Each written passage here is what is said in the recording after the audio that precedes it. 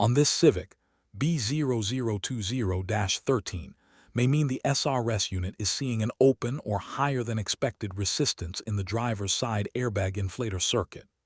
The SRS light may be on, and the vehicle can limit restraint system operation while the fault is active. The broad areas in play are the driver's airbag inflator circuit, the floor wire harness, the SRS unit connector area, and possibly the SRS unit or its software. Before you start, find out whether the vehicle was in a collision. If it was, make sure the required components were replaced with new parts, with the correct part numbers, and installed properly.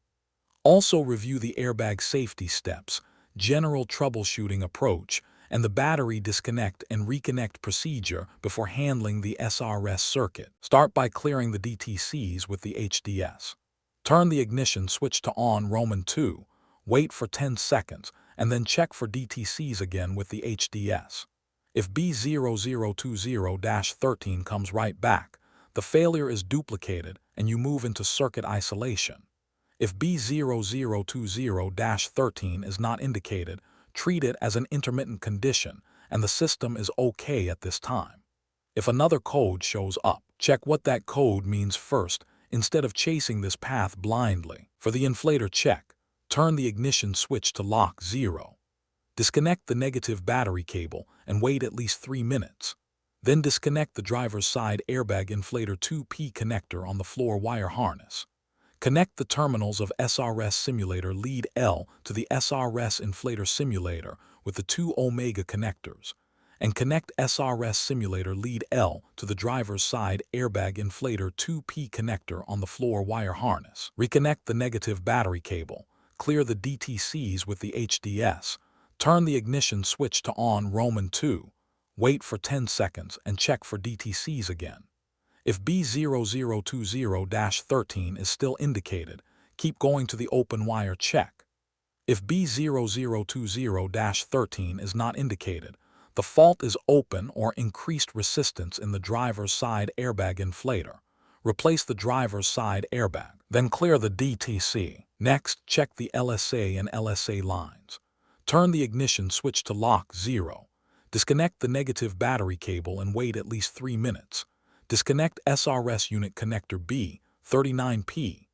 Then disconnect the SRS inflator simulator from SRS simulator lead L, but leave SRS simulator lead L connected to the driver's side airbag inflator 2P connector on the floor wire harness.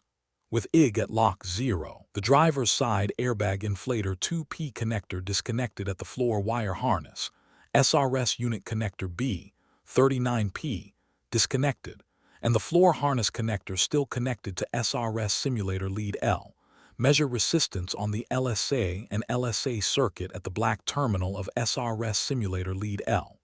The decision point is whether the reading is 1.0 ohmega or less. If the resistance is 1.0 ohmega or less, the LSA and LSA wires are okay. At that point, look for a poor connection at SRS unit connector B39P and the SRS unit.